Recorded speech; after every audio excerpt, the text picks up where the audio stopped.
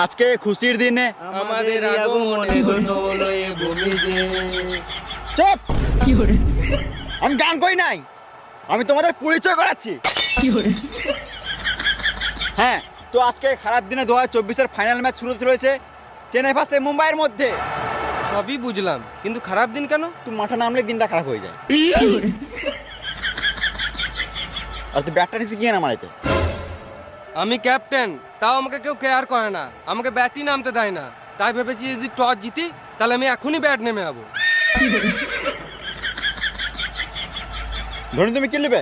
একটা রাশিয়ান। তো হচ্ছে কি নেবে, হেড না টেল? Head head head. আমি তেল নেবো। দাঁড়া।